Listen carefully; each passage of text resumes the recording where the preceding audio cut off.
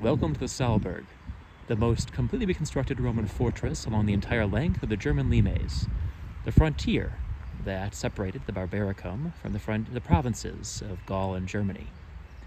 Here we are at the main gate, the Porta Praetoria, looking towards the inscription that attests to the reconstruction of this fort under the auspices of Kaiser Wilhelm II. And here we have a statue of Antoninus Pius. There was one of Mars here originally, but this ain't half bad either. Passing through, we come to the main street of the fortress, bounded by the principal buildings.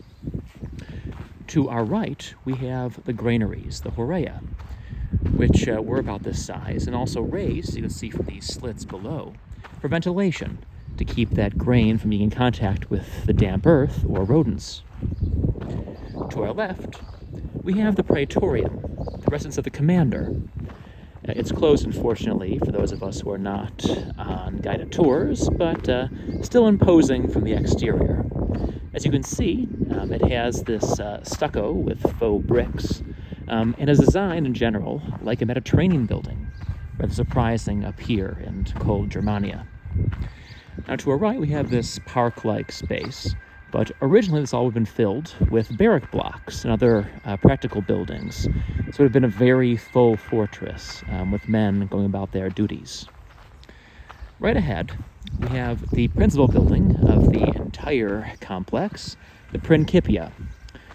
Now, behind this rather imposing portico here, we enter the Basilica, a hall designed, as we'll see in a momentarily, for everything from exercise to odes of loyalty, a place for men to gather. And as you can see, and perhaps hear from the echo, a very imposing space it was. Passing straight through this door, we come into a courtyard. We have these two wells, which actually mark ancient wells, and beyond, in the flanking spaces, which housed the offices of the garrison staff, places for armor to be stored and refurbished, other administrative functions. These are all great, don't show up too well on a video tour like this, so we'll go straight ahead towards this imposing bronze door here, dead ahead. Now this is the Ides, the shrine in which this cohort, and the one stationed here for most of its history, was from Rhaetia, modern Austria more or less, and was a partly mounted cohort with citizenship, so good for them. But they kept their standards here in this shrine. Let's see how it shows up on camera. There it was kept beside statuettes of the gods and revered as the symbol of the unit's cohesion and history. One more space to show you.